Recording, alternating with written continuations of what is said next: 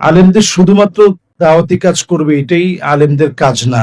যে আয়াতে কারিমা আমি তেলাওয়াত করেছি, এই আয়াতে কারিমার চমৎকার একটি ব্যাখ্যা হচ্ছে আল হিকমাতু দাল্লাতুল মুমিন ফামান ওয়াজাদাহা ফাহুয়া হাক্কু বিহা।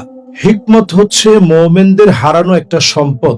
মুমিন যেখান থেকে হিকমা পাবে সেখান থেকে এটা লুফে নিবে, উঠিয়ে নিবে। হিকমতটাকে অর্জন করে নেওয়া এটা মুমিনদের কাজ।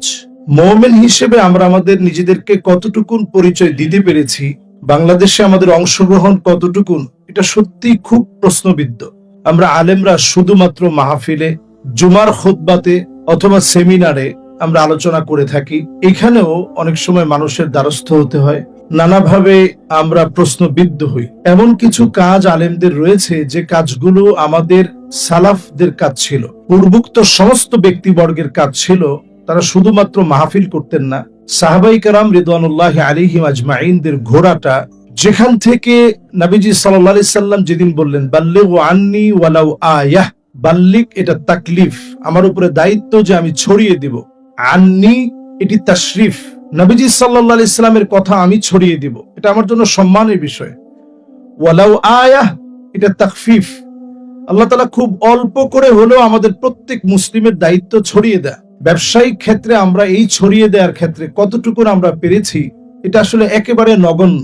বাংলাদেশে যখন চামড়ার দাম একেবারে কমিয়ে দেওয়া হলো একটা সিন্ডিকেট করে, আমি দেখেছি কওমি উলামায়ে কেরামের একদল উদ্যোক্তা মিলে তারা এমন কিছু ব্যবসা, এমন কিছু প্ল্যাটফর্ম দাঁড় করিয়েছে খুব অল্প সময়ের ব্যবধানে।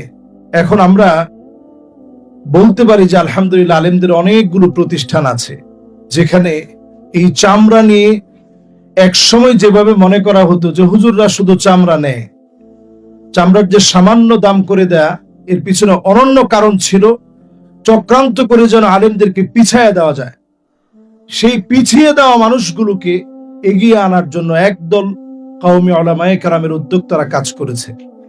তো এটা আলহামদুলিল্লাহ আমাদের অনেক বড় প্রাপ্তি। এটা সকল সেক্টরে যদি আমরা কাজ করতে পারি তাহলেই আমরা আমাদের কাজের আলহামদুলিল্লাহ আল্লাহর কাছে যেমন প্রতিদান পাবো, দুনিয়ার মানুষের কাছেও এই সাফল্যটা ছড়িয়ে যাবে। হাদিসের ভিতরে আসছে নবীজি সাল্লাল্লাহু আলাইহি সাল্লাম বলছেন যে কাসবুর রাজুলি বিয়াদিহি, মানুষের সবচেয়ে উত্তম ইনকাম হচ্ছে হাত দিয়ে অর্জিত ব্যবসায়িক ইনকাম।